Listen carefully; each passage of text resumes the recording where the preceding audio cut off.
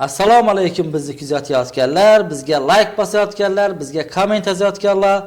Men Qodirov Umidbek, sizlar bilan sinfdan efirga podkastini 3-sonida ko'rishib turganimdan bag'oyatda xursandman. Bugungi bizning mehmonimiz 11-E sinf o'quvchisi Ataboyeva Sitara bo'ladi. Xush kelibsiz Sitara. Rahmat. Ha.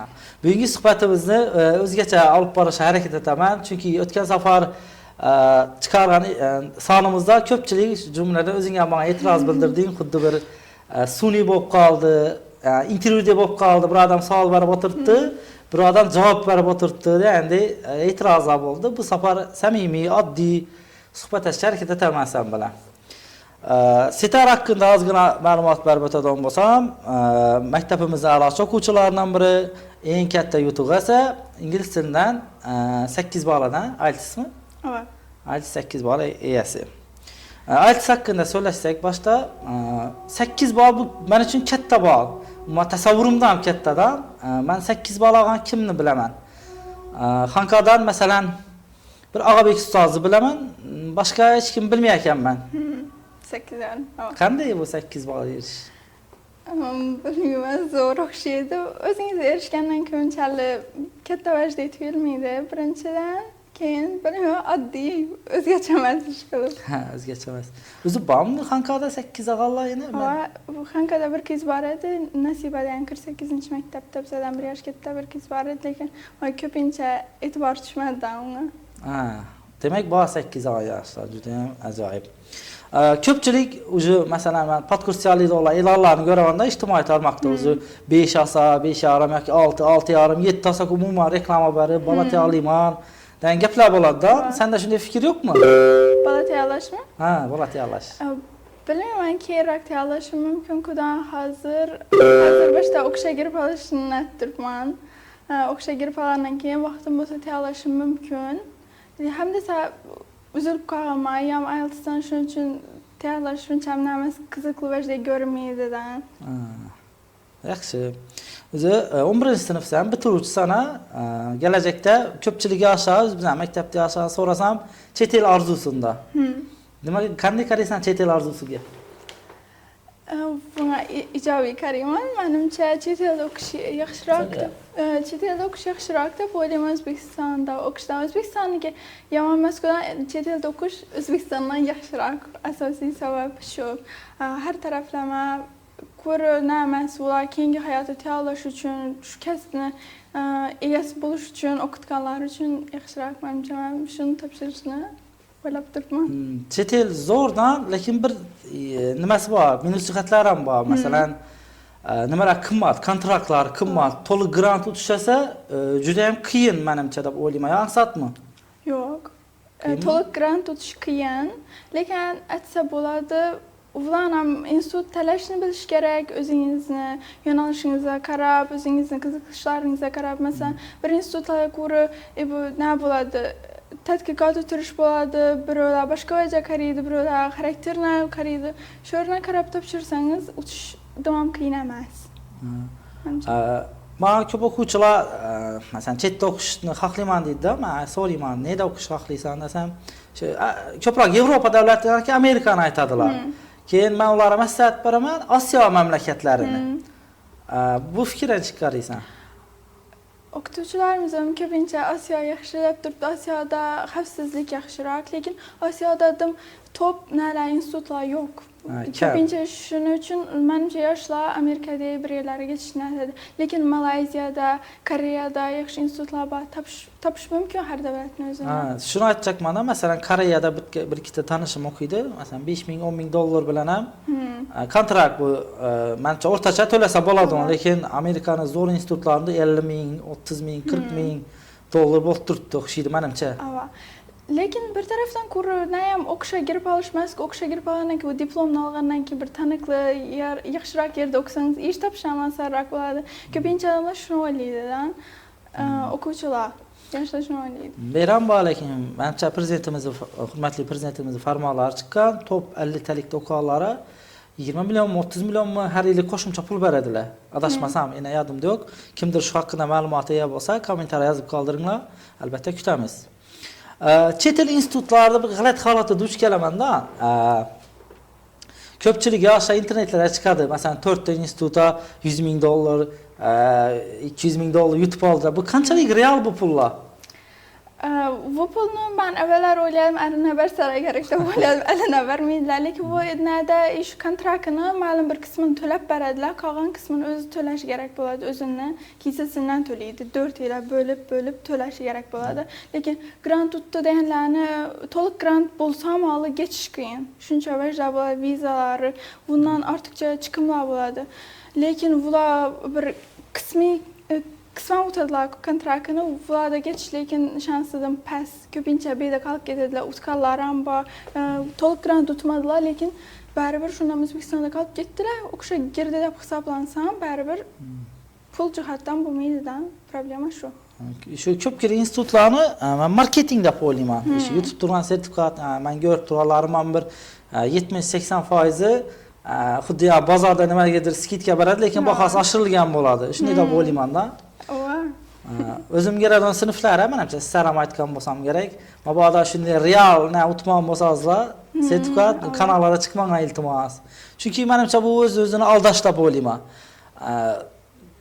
Sen-mi? Men ham shunday o'ylayman. O'zing aldingsan-da. Men ham shuning uchun o'qish topshirishni bitta kechiktirib turibman. Nechun desa, girana ko'ra bir to'liq grant tutib o'qiydigan bo'lib kelajakmandan ko'ra prosta dokument topshirish uchun emas. Ko'ra dokument topshirish uchun emas, soxta nom uchun emas.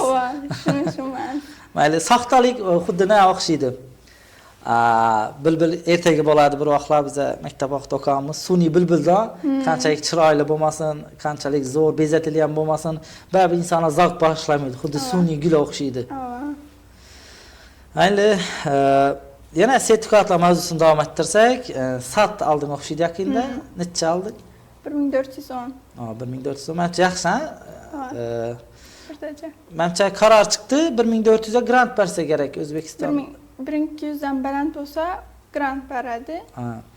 O'tgan safar podkastimizda Jamshid ustoz matematik nima bo'ldi? Mehmon bo'ldi. Uni shu SAT haqida savol berdim. Lekin ko'pchilik izohlarda, ya'ni richkama yozibdi, to'liq javob berib olib bilmadik deb. Meni savolim boshqacha ekan, ustozlar boshqacha javob berib qo'ydi. Savolim bir yosh kattaroq ustozlardan eshitdim men. SAT bu matematikani o'ldiradi. Ya'ni matematikaga zarar beradidan bir ikkita ustozlardan eshitdim. Bu qanchalik rost? Shuni o'ldirami yo? Yo'q. Menimcha qayta bu SAT matematikasida ular asosiy mohiyatga e'tibor etsalar kerak deb o'ylayman. Ular hayotda ishlatishingiz mumkin bo'lgan hayotda bir muammolar, masalan, ko'pincha kredit olishlar, foizlar, men aldin tushunmadim, avvallar tushunmadim foizlarni, kreditlarni, nechik foiz qo'shilishi, lekin SAT'da o'rgansangiz shuni tushunasiz. Ham ko'p sohalar bor, IT o'xshash sohalar bor. Menimcha qayta O'zbekistonning matematikasini SAT'niki yaxshiroq. Qurg'a adam o'quvchilar kelasini ko'pincha doldurmang kerakli vajini aytadi. Shu narsani aytchakarim. Ya'ni SAT'da deydi, ya'ni ustoz aytadi, matematikani chuqur o'rgatilmaydi deydi. Ya'ni yuzaki bilsang ham, ingliz tili bilsang, olib ketishing mumkin degan fikr bor. Bu to'g'rimi bu fikr? Ya? Teskari. Qaysi ma'noda masalan? Masalan, matematikani zo'r o'rganish shart emas. Ozgina matematika o'rgansang, ingliz tilini bilasan va sertifikat olib ketasan. Ham soat deb turibdilar. Yo'q, masalan, ingliz tilingiz zo'r bo'lsa ham, matematikangiz yaxshi bo'lmasa, baribir matematika o'rganishingizga to'g'ri keladi. Uni ham o'zini qiyin yerlari bor, o'zini tushunmaydigan yerlari bor. Bu yerda farqi bular O'zbekistonning tizimidan boshqacha, shu o'rinda bitta qiynalishi mumkin, menimcha. Unda soat yomon emas. Yana soat haqida fikrlaringizni yozib qoldiringlar. Kimdir soatga tayyorlanib yurgan bo'lsa yoki aksincha. Faqat men savol berib o'tiribman sana. Senda menga savollar yo'qmi? Savolimmi? Bu intervyuda bo'lib qolmasa yana bir e'tirozim bildirib. Kursilamang. Podkastni qachon boshlaganingizz haqida? O'zi podkastni sentabrda boshlajak edim, yilning boshida. Birinchi maqsadim endi o'zim brendim yaratish uchun o'qituvchi sifatida ko'pchilik o'qituvchilar ijtimoiy tarmoqlarni kuzataman. Kanallari bor. Keyin negadir vaqtim bo'lmadi. Endi yangi yildan keyin bizning maktabimizda bir buyruq keldi. Bu buyruq maktablarga maktabimizni targ'ibot qilish. Shuni podkast orqali sal bo'lsa ham erishajakman. Ya'ni maktab, har bir maktabga borib o'tirmay, masalan, men o'zim 23-maktabga targ'ibotchiman Xankada. 23-maktab o uzoqda ekan bizdan 15 kilometrlarda. Ularni har birini barib aytib o'tirish vaqt yo'q-da. Shu podkast etsak, masalan, oqshom bir savol javob etgan videomni 2000 dan odam ko'ribdi, 2000 dan ziyod. Shuning uchun. Maqsad maktabni reklama etish. Men o'ylayvermanman, nechun boshlabdilar o'zi deb boshlagandan keyin. O'zi buni deb ochasi o'tib kelsa bilan boshlanadi. Ya'ni bo'lsa darslarni video olib YouTube'ga qo'yib turdik-ku, zo'r natbadan keyin ham to'xtab qoldi. Sinfing haqida gapirsak, nima desam bo'ladi? 11-A sinfi Setaran sinfi haqida ozgina ma'lumot bersam, bizning maktab yangi tashkil etilganda, o'zi Setaralar Idumda, ya'ni ixtisoslashtirilgan maktabda o'qiyadi. Biz yangi tashkil bo'lganimizda bu maktab tugatildi. Keyin 2 yil o'quvchilar qoldi bizda. Ta'lim sinflar va ixtisoslashgan sinflar Setara ta'lim sinflaridan. Lekin bugungi kunda seni sinfingda o'quvchilar erishgan natijalar ixtisoslashtirilgandan banatroqda tuyulib turibdi menga. Masalan, sen o'zingni bog'lang 8. Narigilarda o'zi maktab tarixini olaman 8 ni ko'rganim yo'q. O'z sinfing haqida gapirib bersang. Sinfimiz bilmayman. Boshda 7dan boshlasak, men o'tavermanda qism padim. Baribir hamma depressiya tushdi shu vaqtda, ko'p o'quvchilar ketib qoldi, hamma har yerga ketdi. Keyin men o'ylab edim, nechun bana tushdim deb, lekin menimcha hozir klassga hamma shu klassga tushganim yaxshi bo'ldi deb o'ylasa kerak. Baribir hamma o'zi bo'lishi kerak bo'lgan yerda bo'ladi-ku. Shunday hamma o'zini mos yerda bo'ldi deb o'ylayman. Avvallari bular yaxshiroq, boshqa bu ixtisoslashgan klasslar yaxshiroq bo'lsa deb o'ylasam, hozir menimcha o'zimiz klassdan yaxshisi yo'q. Shunada biz ko'proq arkainmiz, bizda imkoniyat boshqa taraflari qaraganda ko'pdan. Sertifikatlar ham sezilarli ravishda ko'paydi sen sinfda. Yana vaqtini so'rasak ekan. Sen bilan. Hozir o'ylamayman. Aynan. Badiiy adabiyot haqida so'rashar lozim. Har holda adabiyot o'qituvchisiman. Nima bo'ldi? Sen bitta kitob berparim. O'qidingmi, o'qimadingmi? O'qidim. Hamma oldinda javob ber. O'qidim. Qo'zichoqlar sukunatdan, muallifi yozimda yo'q lekin. Bir yil olib ketdi. Mana Ko'p detektiv asarmadi? Ha. Biz badiiy adabiyot o'qish haqida nima deysan? Badiiy adabiyot o'qish haqida zo'r, lekin men o'zimda shu go'shma motivasiyam vaqtni birashda toparmayman. O'qiyasım keladi, men ham o'qiydiganlarga havas etaman, hamma so'rashib o'tiraman, so'rashib bilsam edi, shu nalarni muhokama etib bilsam edi deb o'ylab o'tiraman, lekin ko'p o'qimayman, bilmayman. Endi harakat etib turibman, lekin o'qisam ko'pincha men nani o'qiyman, inglizcha o'qiyman va janri romans bo'ladi.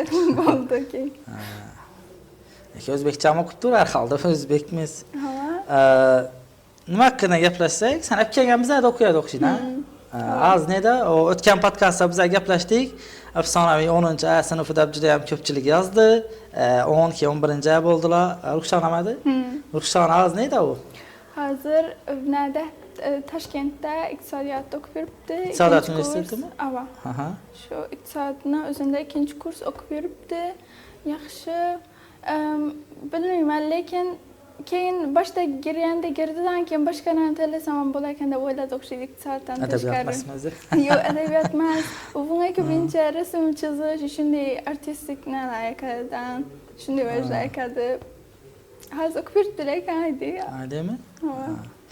O'zi deyarli hammasi o'qishga kiribdilar. O'tgan safar ham aytdim, O'zbekistonda rekord qo'yib top 20 taga kiribdi. Top 20 degan 10 ming maktabning ichida zo'rna, haqiqatdan odoblari ham zo'r edi. Keyingi mavzu haqida so'zlashsak, sen bilan umuman maktabimiz haqida nima deysan? Chetda masalan bizlar qabul boshlanadi-da. Maslahat berasan maktabda o'qishni? Ya, mayli ikki taraf bilan so'zla, kamchiliklari va yutuqlari. Maslahat bermaslikim sabablari bo'lishi mumkin. Yaxshi boshda bermaslikim sabablarini aytaylik. Nadim ibnovi güç köp, basım köpdan, basım köp boladı. Bısı, bıçısı var mı İxtisaslaşgan klassiyalar köp fənlər oxuşları gerek, həmmə fənlər işqil bələnd bağlanışları gerek, aynısı çısı bula. Lekin eğer de bizənkində umum təlim sinfini içində oxuyudan olsa 100% oxusalar buladı. Şu en zoru. En yaxşısı şu boladı da. Lekin nereden? Mesela adli umum təlim məktəbləri var ki, başqa yerlərdə məsələn şular ən yaxşı. Bu məktəblərdə oxuş nəməsən, bərabər vaxtınız geçərdi. Belə oxuyulan adamlar yanında oxusanız bitə özünüzə motivasiya buluşu mümkün. Məsələn, pes klassi əvvəllər yürüyən oxucularım həməsi B2 sertifikatlar, vecdalı vertifikalar. Şu nəsə boladı bərabər. Başqa oxucuların təsiri boladı da, mühitinə təsiri boladı. Şu tərəfləmə yaxşı. Lekin əgər də kimdir basıma, nələrə çiliyi verməydi onu bulsa, həmə fən oxuyasım yox desə, nə bulmaydı lekin. Adam özünə bağlıq, özünü nələrinə bağlı. Az juda maktablar, ben bizənkində maktablar zorda hesablayman çünki mən oxuyan dövrdə bunday maktablar yox idi. Məsələn, mən həm Canda oxuyadım. Ayniqsa tili ixtisoslashgan ben ingliz tili ixtisosman ku. Hozir məsələn ingliz tiliga men ham avval ham aytdim, baribir men sira o'rganib yuribman. Maslahat berasan bana. Tezroq o'rgansam bo'ladi mana yoshimda ingliz tilini. Masalan, o'zingizdan oviyakada o'zingizni qiziqishlaringiz bo'ladi. Ko'ri adabiyot bivajmas, masalan, shaxmatda bo'lishi mumkin, bir sportlar bo'lishi mumkin. Shular haqida ko'rsangiz bo'ladi. Keyin necha o'quvchilar masalan, necha bolalar bo'ladi-ku, astronomiya qiziqadilar. Shular shuni yo'ldan ko'rib o'rganib ketgan. O'zingizni qiziqishingizni ko'rsangiz, shu haqida bir bitta bilasiz-ku. Shunda miyangizda tushunishingiz oson bo'ladi. Shuni aytib turibdi deb, masalan, shaxmatga qiziqsangiz, nelar o'rganib olishingiz mumkin.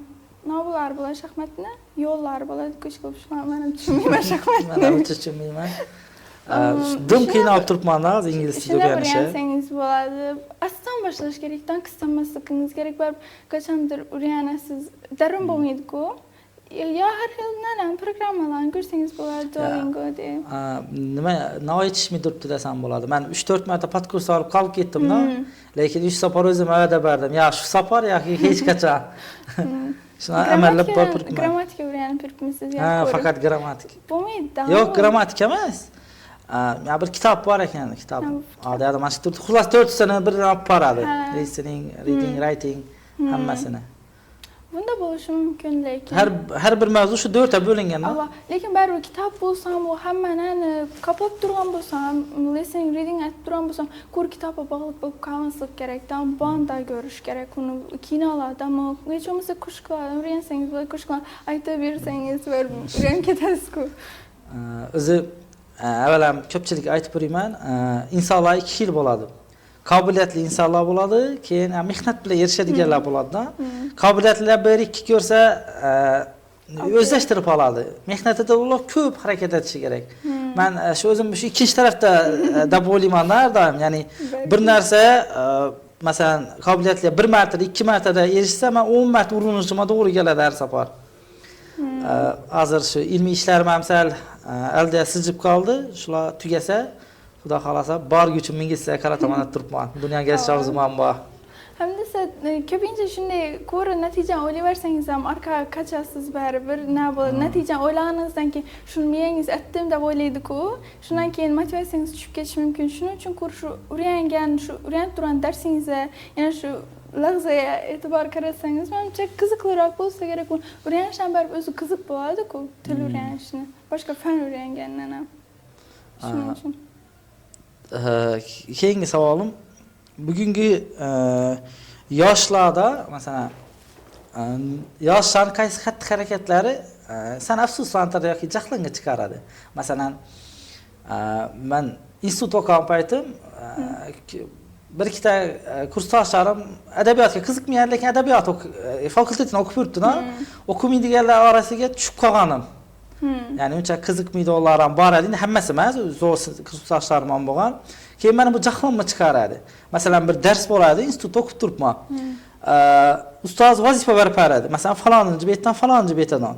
Bir ikkita kursdoshlarim bo'ladi, shuni yodlab keladi-da. Yodlab keladidan, shu yarim soat turib shuni takrorlab beradi. Keyin men ularga aytadim: "Qo'yinglar, buni yodlab kelmanglar, men ham oldimda turibdi-ku bu kitob. Bundan yaxshisi bu muammolar haqida, yangiliklar haqida so'rashsak, yaxshi bo'ladi. Biz mutaxassis olamiz deb men dim jahlim chiqadi. Sana shunday nishiknalaring jahlimga chiqaradi hozirgi yoshlar. O'ylab ko'rmaganman o'xshaydidan, lekin menimcha ko'pchilik aytib turgan xatosi hamma o'qishga kirishim kerak, inash o'qishga kirishim kerak degan bo'lsa kerak. Men hozir shu o'qishga kirish narsasida turibman, men kalamda ko'rish va o'qishga kirish va ko'pincha o'quvchilar o'qur o'zlarining bu institutini oldi uchun ya o'qur iqtisodiyot, diplomatiya deb topshirib turibdi. O'zlarining nalari boshqa, qiziqishlari boshqa. Baribir shular o'qishni bitirib ishga kirsam yaxshi ishlamaydi-ku. Hamma o'zining nasidan ketgani menimcha yaxshi. Shu bir xatolar bo'lishi mumkin-da, lekin hech navdan jahlim chiqmaydigan bo'lsa kerak. Bilmayman. Jahling chiqmasa ham g'azablantiradi. Men har doim o'zim o'quvchilarimga aytaman. Balki sizlar ham aytgandirman. Har doim o'zingiz sevgan kasb bilan shug'ullaning. Ya'ni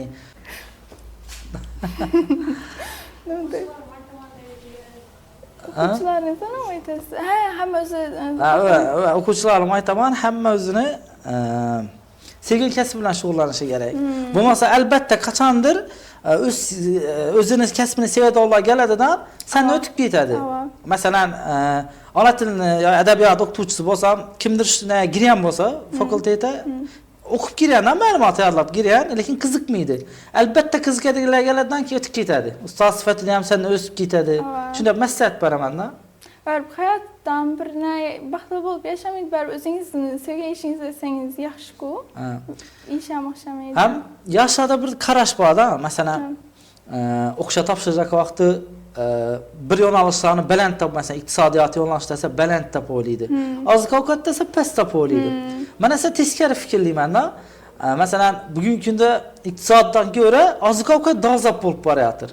Lekin nodasam bo'ladi. Haqiqiy mutaxassis yetishmaydi. O'z kasbini sevadigan, shuni biladigan, agarda bilsa, u zo'r bo'ladi-da. Kichik vaqtim abituriyent vaqti o'qishasan deb 11-kollejda o'qaman, 12-sinflarda, 3-kurslarimda o'qituvchi bo'laman degandim-da, keyin uydagilar harbiy bo'l deyadi. Yo'q, men o'qituvchi bo'laman desam, ko'chada bir-ikki jo'ralarim bo'ladi, guladi. 500 ming so'm oylik bilan yuriysanmi deb. Keyin ular aytadim, yo'q, men o'z kasbimning ustasi bo'laman, zo'r o'qiyman va pulim shuna yarasha bo'ladi. Ish qarab yurmayman, o'zlari chaqiradi dedim. Menimcha qaysi turnada maqsadim erishdim deb o'ylayman. Hamma shu muammo odamlarni gapi, odamlar masalan, menda o'qisam zo'r deb o'ylaydilar, shunday deb shunga e'tibor qaratmaslik kerak menimcha. O'zingizga nov yoqsa shuni tanlash kerak. Lekin men hozir o'zim nov yoqishni bilmaydirman, o'zim shu o'rinda turibman, o'zim nov yoqishni bilmaydirman. Ko'p variantlaring bormi? Variantlarim bor. Birisi huquq aralash, keyin diplomatiya o'xshash bir vajlar. Keyin men aytaman, odamlar men shunday diplomat bo'lajakman demas, sen bo'lavermaysan, sendan chiqmaydi deb turibdilar. Ishqilib meni ko'rinishim, so'lash tonim, ishqilib hamma zid bo'lib turibdi. Diplomatiyada huquqqa o'xshash, huquq borku. Nima deydi, ishqilib shu. Bir ko'rsatuv bo'ladi internetda, nomi esimdan chiqib turibdi. O'shanda bir xorazmlik qizni ko'rpadim. Adliyada ishlaydi, oyada o'qishdi. Umidjon G'armasini o'tibdan ketgan. Oksforddami, Kembridjdan ikkisidan birida. Shunda xalqaro huquq menejmentimi degan yo'nalishda o'qiyotgandim. Havas etmadim. Bir kun deydi, darsda o'tirdik deydi. Onlayn muloqot oldi deydi. Onlayn muloqotda Afrikaning qaysi Zimbabwe qaysi bir davlatni bosh vaziri keldi deydi, dars o'tmakka deydi. Zo'ra, shunday yo'nalishlar bo'lsa. Zo'r. Men yakada o'zimdan baribir hamma natadan, menimcha odamlar shuni to'xtatishi kerak. Biroz bo'laman desa yaxshi bo'laver deb bir motivatsiya berib, sendan zo'r chiqadi deyishlari kerakdan. Yo'q bo'lmasa sendan chiqmaydi, bir qiynalasan, yoki sen qiz bola yarashmaydi degan gaplarni to'xtatish kerak. Nafaqat qiz bola, o'g'il bola odam bo'ladi. Masalan, men o'zim o'qishga kiravermay, yilim o'qishni qilganman-da. 3 oy ko'chaga chiqmayapman. Bir qadam ham chiqmayapman. Chunki ko'chaga chiqsang odamlar so'raydi-da, o'qishga girmadingmi deydi. Yo'q, girmadim desam, kontraktmi deydi. Bu qanday savol bo'lishi mumkin bu? Ataylab barilan savolni bilmayman. Girmagandan keyin girmadim-da. O'zim shu savol berib turgan odamlar o'zlari o'qimagan odamlar bo'ladi. O'qigan odamlar bunday savol bermaydi. O'qishga girmadingmi? Birozdan qiziq yo'q. O'qimaganlar hamma aralashadi, hammaga. O'qiganlar tushunadi-da, kim mag'lubiyatga uchramaydi. Hech narsa aytmagan odam, nimadir aytgan odam yiqiladi, turadi. Nimadir erishadi. Yana nima haqida so'rashamiz bu? Ne bileyim. Kinolar hakkındamı? Ne bo'lishi mumkin? Masalan, adabiyot haqida biroz so'rashaylik. Men institutga kirganimda har xil janrda kitoblar o'qiyordimda. Keyin mana so'raydilar, "Nacha har xil janrda kitoblar o'qiysan?" deb. Keyin men ularga aytadim, "Aytaymi, adabiyot o'qituvchisi bo'laman." Men ko'p duch kelganman-da, masalan, adabiyot o'qituvchilari bor. Mana bir asar ayting desa, o'zine yoqqan asarni aytadi har doim. Keyin men buncha yoqmayadi, chunki menga yoqqan asar uni yoqmasligi mumkin. Men masalan o'tgan kunlar yoqadi, kimdir u eskicha bo'lib tuyulishi mumkin, yoqmasligi mumkin. Keyin shu vaqtda aytadim men turli janrda kitoblar o'qishim kerak. Hatto psixologiya, pul haqidagi kitoblar, balobatallarni o'qib tashlaman. Chunki o'quvchilarim keladi, mendan savol so'raydi, men ishonaman, ya'ni qaysi kitobni o'qiying deb. Keyin men ularga qaysi janrni yaxshi ko'rasan, nima yoqadi deb qaytarib savol berishim kerak. Keyin u qiziqishlarini aytgandan keyin men uni tavsiya bersam, bunda kitobxonlik rivojlanadi deb o'ylayman. Doğru. Menimcha shunday. Mana masalan, eğer de siz shu vaqtda bilmayman desangiz, yo men unda kitob o'qiman desangiz, bir mutaxassislikka loyiq emasmi, shunday na berish mumkin, baribir o'zini nasini, kasbini egasi emasligidan hamma taraflama bo'lish kerak-ku, baribir har qanday niyat tayyor bo'lib turish kerak deb o'ylayman. Bir kun darsda o'tirib edik, Nukusda pedagogika institutida o'qiganman. U yerda bizlara metodikadan Nodir Allamberganning ustoz, juda ham zo'r ustoz ta'lim bergan. Bir gün derse girdidan biz endi hammamiz adabiyotchi-ku, savol berdi darsda. Masalan dedi, dars durursizlar. O'quvchi siz o'qimagan asardan savol berib turibdi. Siz o'qib ko'rmaysiz. Nishatib javob berasizlar keyin deb savol berdi. Keyin hamma har joyni aytib turibdi biza. Keyin o'qib kelaman deb aytaman deb, yoki bilimman deb, yoki aldiyman, gapni olib qochaman deb aytib turibdilar. Keyin birinchi kurs vaqtida aytib berdim buni bizlara. Keyin oxirida hamma aytib qo'ygandan keyin ustozimiz aytdi. Javobini aytaymi dedi. Ayting desa, adabiyot o'qituvchisini o'qimagan kitobi bo'lmasligi kerak dedi. Ishonmayman, aytyapman, shuning uchun ko'p kitob o'qishga harakat etaman, ayniqsa toza chiqqan kitoblarni. Lekin oxirgi davrda shu turk adabiyotini men hech simpatiyam bo'lmay turibdi. Bo'lmaydi. Turk adabiyotida. Menimcha, turklarda ham yaxshi kitoblar bo'lishi mumkin, prosta böyle odamlar davom yaxshi emas kitoblarni mashhurlashtirib yotibdi. Kitob do'konlaridan davom yaxshilar yo'q. Yana u hayot o'tkazgan joyingdan boshlanadi. Deb boshlanaq yinacha bir gap aylantirilgan, bir asosiy maqsad yo'q-da. Shunday kitoblar ko'p edi. Hozir bosdi. Bu inson bilan yaxshi suhbatlashdik, juda ham ko'p mavzularda, lekin 3 marta bo'ldilar. To'g'risi, rakurslarimizni har xil chiqib qolsa alashtirmayapsizlar. Chunki podkastimiz sinfda efirga yetnolanadi, sinfda eshik taqillatib ketib turibdilar. Sal nima bo'lib qolishi mumkin. Zal yo'q, lekin menimcha mazmunli suhbat bo'ldi deb o'ylayman. Ancha narsalar haqida gaplashdik. Kelajakda yana sizlarni kutamiz podkastda, juda ham yaxshi suhbatdoshsan. Ben hem gelişini kutaman. Mayıktı mesela. Başında bir yan şarmıdır falan kudan ki indi bir yan şüphet fadım. Hem de size komentarya tankitla yazıp başlayız hazır. Kutamiz. Komentaryan albatta kutamiz. Fikrlaringizni yozinglar. Iloji. Kechirasiz. Lekin komentarya yozish osonroq bera kelib so'rashib o'tirishdan, bu yerdagi bu vajlarni tashkillashtirishdan komentarya yozish ancha oson. Shuning uchun shularni inobat olish kerak. Baribir bosim bo'ladi, vajni kamerani bosimi, shu muhitni bosimi bo'ladi, lekin baribir zo'r. Tanqidni bang'asangiz bo'ladi. Sen tanqiddan keyin o'zgarishga harakat etdim. Iloji boricha tabiiy, oddiy, hech narsa kirikmasdan gaplashishga, suhbatlashishga harakat etdim. Keyingi podkastlarda kimni kutasiz, uni ham kommentariyada yozinglar. Kuzatganingiz uchun rahmat. Xayr.